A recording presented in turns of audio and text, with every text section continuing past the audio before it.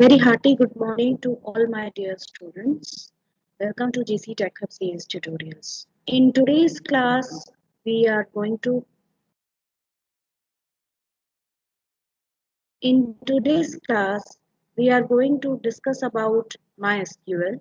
So this will be a revision session on MySQL as many questions from your 12th class question paper they are based on MySQL. So we are going to now revise MySQL from the very beginning. So all those who have not attended the classes initially regarding MySQL, you will or you have not understood any of the concepts which you have learned in the previous class, that is class 11, you'll be able to understand this from this class.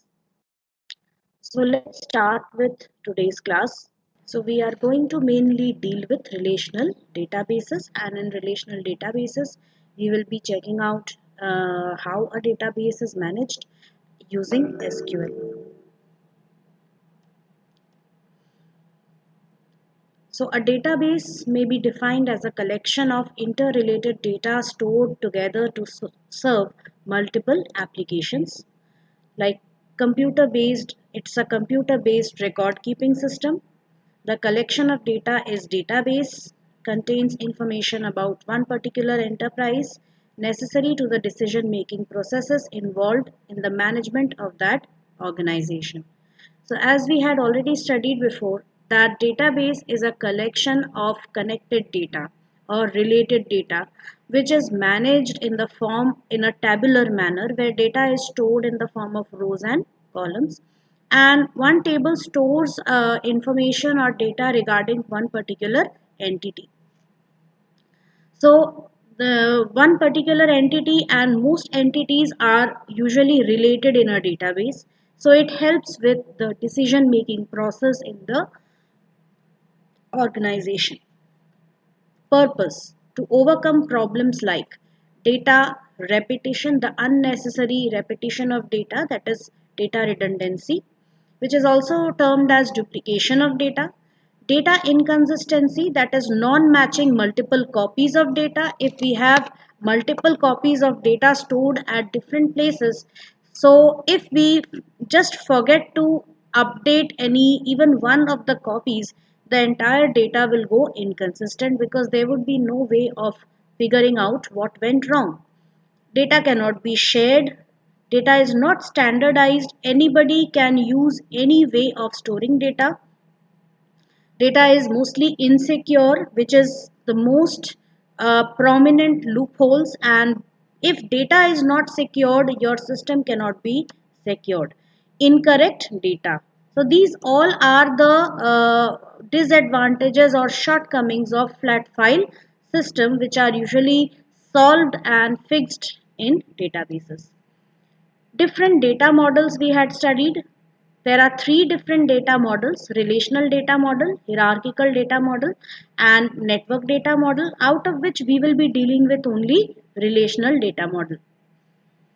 So in this data model, data is organized in the form of rows and columns. These tables are called relations. A row in a table represents a relationship among a set of values, because a row is usually one description about any one instance of the entity which is being described in the table. Like if I consider employee, so one row, one employee record will usually represent the employee number, the employee name, the salary of the employee, the department designation, and any other information pertaining to that one employee. So it shows a relationship among a set of values. Table is a collection of such relationships, hence the name relation. A sample database in relational form. So you will just, this is a sample database as you can see over here, where suppliers is a table, it's a relation, items is a relation, shipments is a relation. So three different tables are there, and out of which, and in this you can see these are the fields which are related to the table, which are within the table, which are used to define any one instance of the entity which we are trying to describe with the table. Like suppliers, this will usually contain the suppliers information about those who supply any item, those who supply anything, any product to other places. Items, this table has something to do with storing various items and their prices, and shipments is where the items were supplied. So you can see that we have some fields which look like this, like sub number within the supplier table. So this sub number usually is the supplier number. It represents the supplier number and it uniquely identifies the records of the table. Hence, this sub number is what this can be termed as the primary key within the table, that is suppliers. Similarly, within items, item number or item hashtag can be described as the primary key which uniquely identifies all the items. And within shipments sub number, that is supplier number as well as item number, they both are used, they are referred to, these actually refer to the original parent table from there where they are used, because this is the you can say this is the table which is connecting both the other tables. So you can see the table suppliers. So this is one tuple, as we can see, which is also a record. These are attributes. The various fields or columns in a table, they are attributes, and we can see there are 4 attributes in this table which describe different type of information like supplier number, supplier name, status and city. And this is one attribute, that is a column. Okay. Another relational database example, a student relation. We have 5 different relations over here: student, faculty, course, taught by, enrolled. So within these you can say SID number, name, year, GPA, name, position, department. These are the attributes. And if I only contain say name, this is one column which contains only one type of data, and anything like this, that is 2 Jones, 2 3.5 GPA, this is one tuple.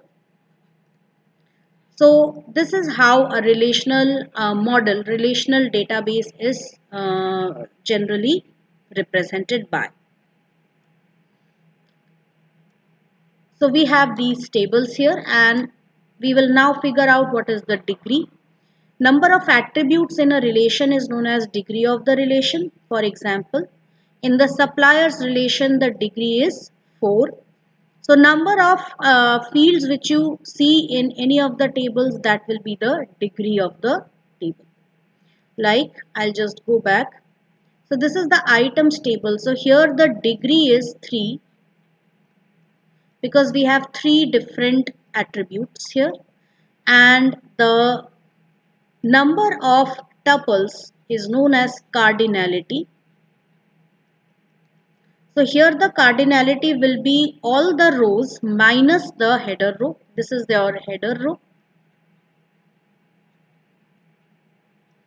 So excluding the header row, all the other rows will be the tuples, and the number of tuples here is 9, which is the cardinality of this relation. Similarly, here the degree is 3 because we have 3 different attributes, and the cardinality is 1, 2, 3, 4, 5, 6, 7, 8, 9. It is also 9. So this is usually it is asked as a 1 mark question in the case study based question section. So, and it is a very straightforward type of question where we just need to count the number of attributes and the tuples.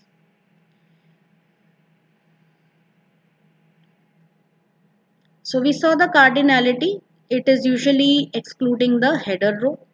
Now the components of a table.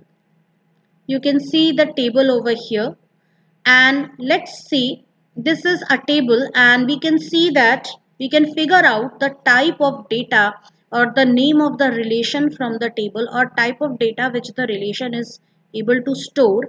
You can see salesman number, first name, surname, salesmate, target. So the name of this table could be salesman. That is, this is the relation which is in question. The number of attributes here is 5. So the degree is 5 and the number of tuples here will be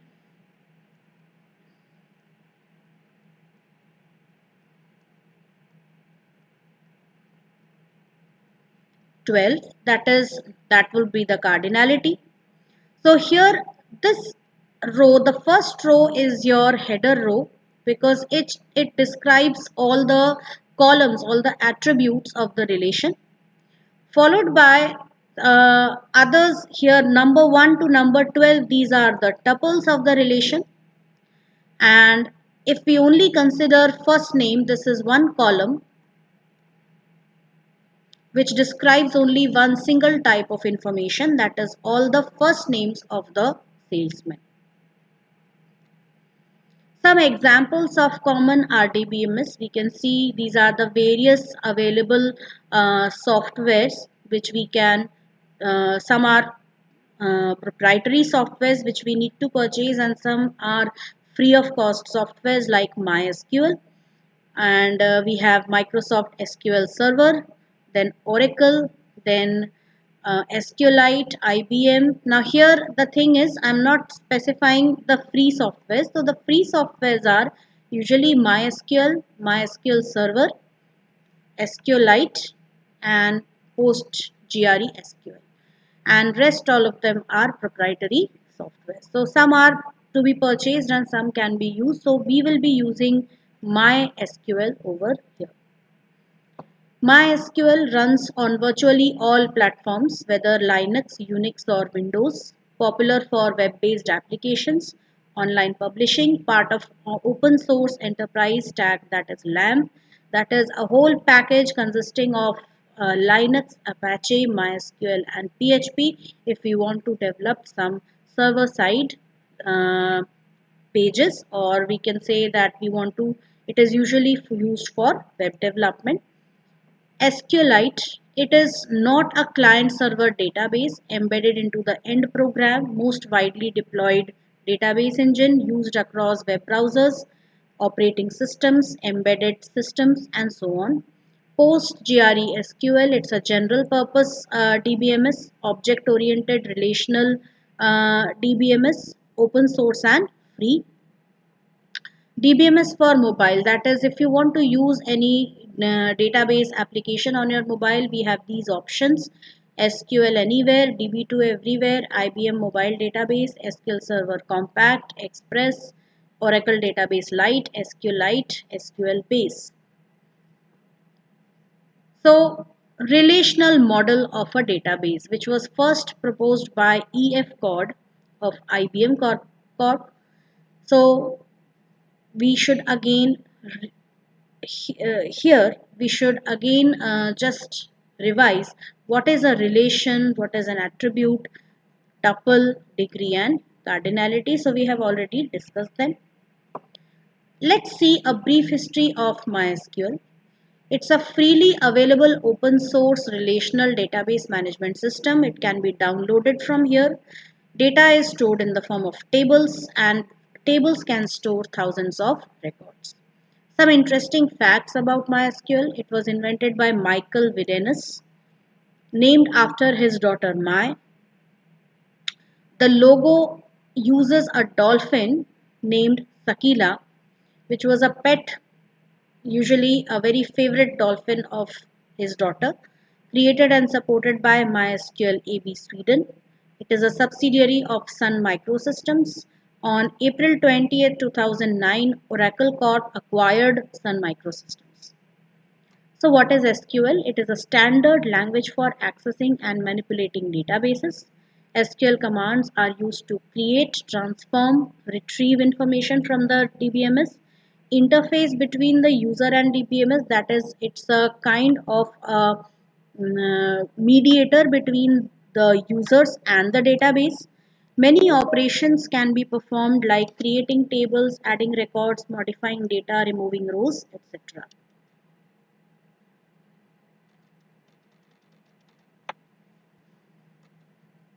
Classification of SQL.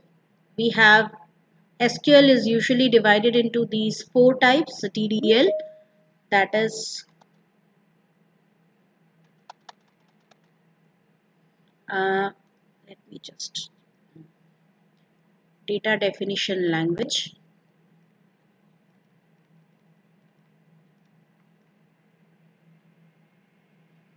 data manipulation language,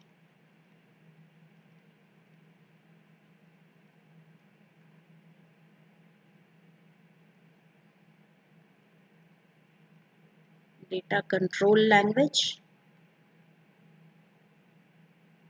and transaction control language.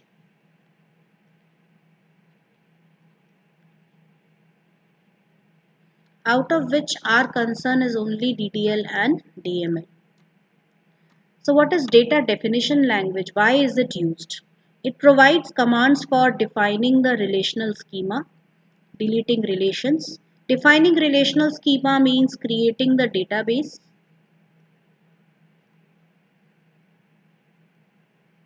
then creating the table structure, altering table structure, and so on. Anything which has to do with the structure of the database and the tables.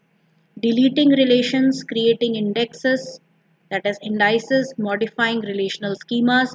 So all these things, that is managing the structure of the database, the tables, okay, the type of fields we are going to use, the size of the fields, everything comes under DDL, that is data definition language. Then we have the DML, data manipulation language. Queries based on relational algebra, tuple relational calculus, domain relational calculus, insert, delete, modify, extract, all these type of operations are performed within DML. That is, once the database has been created, now all we need to do is insert data and manage that data. So all that comes under data manipulation language.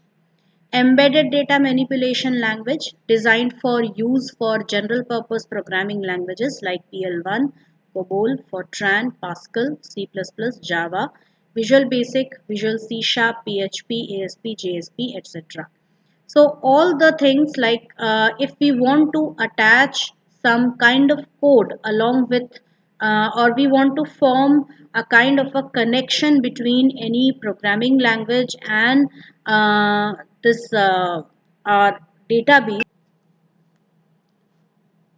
So if we want to just attach some kind of code based on these programming languages, we can also do that using the embedded data manipulation language. Again, this is out of the scope of our syllabus.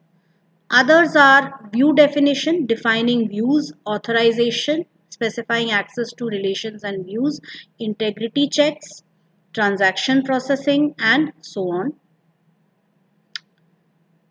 Now some SQL data types.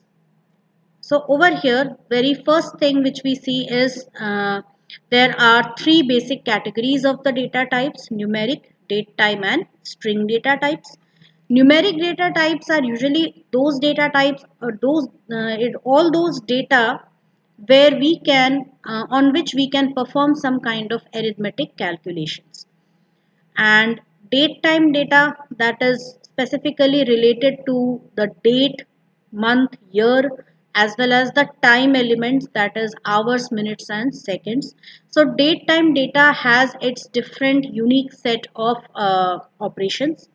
And string data type is usually all the alphanumeric data consisting of all the uppercase and lowercase characters, the English characters of the English alphabet, the special symbols, the printable and non-printable characters, and even the digits which are recognized as strings. Numeric data type is again divided into these four types: integer, fixed point, floating point, and bit.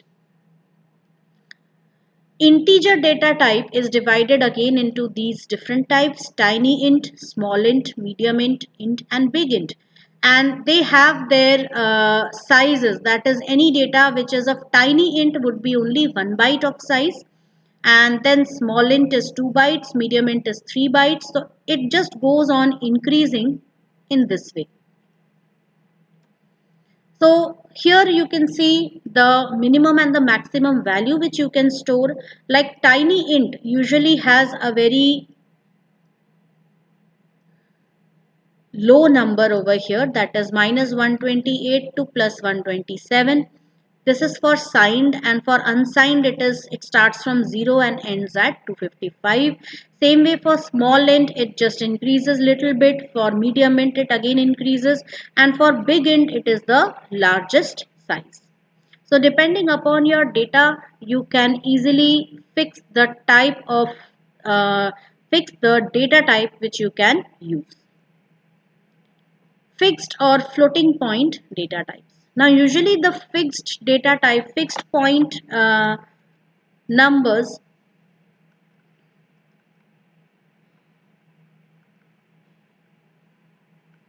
they are usually of this type. That is, if I write here 45.123, so this point is fixed over here. But if I want to represent it in the scientific notation, so I will be just shifting this point over here and raising 10 to the power of 1. So this becomes what? Floating point.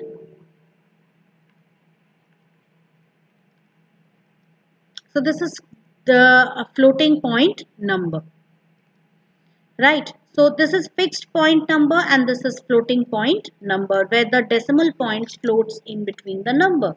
So we have two different data types for that purpose over here. So within fixed point we have two types, decimal and numeric, and within floating point we have float and double. The main difference is the size constraints in both of them. Fixed point types. The decimal and numeric types store exact numeric data values. These types are used when it is important to preserve exact precision. For example, with monetary data. Basically, monetary data is something like this. That is 50,000.5. So here the thing is, I cannot represent this in floating point form because that would look very absurd and not very understandable. So usually monetary data has fixed decimal points. So for that, decimal and numeric types are sufficient. Examples: salary, decimal 5,2. So in this, the how you can represent it. I have salary, which is the name of the field, and I have the. Now it is not mandatory to write it in uppercase. We can write it in lowercase or mixed cases also, because my SQL is not case sensitive. So I can write decimal over here, and 5,2, which means there are a total of 5 digits and the scale is what? 2. So 5 is the precision,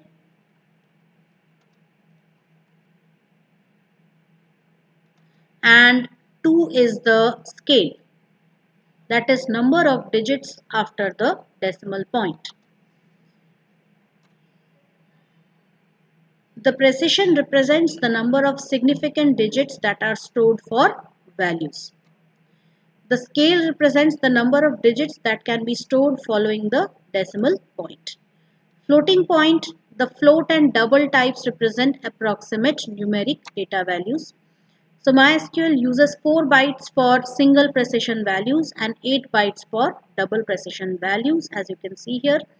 So single precision means less number of digits after the decimal point, and double precision means more number of digits. So usually in single precision it consists of some 8 digits, 6 to 8, 7 to 8 digits after the decimal point, and in double precision it is just the double of it, somewhere around 15 or 16 digits after the decimal point.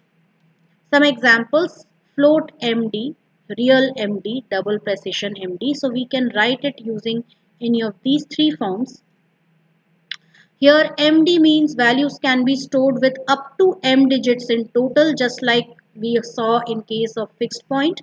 So total is M digits, and out of which D digits could be after the decimal point. Like for example, if I specify total as 7 and 2 as the D, so it would mean that we have a total of 7 digits here, and after before the last two, this is the decimal point which would be used over here. So this is how it will be represented. For example, a column defined as float 7, 4 will look like this. MySQL performs rounding when storing values. So if you insert 999.00009 into a float 7, 4 column where only 4 digits after the decimal point are allowed, so this 9 will round off to 1 in the previous one. So it will become like this.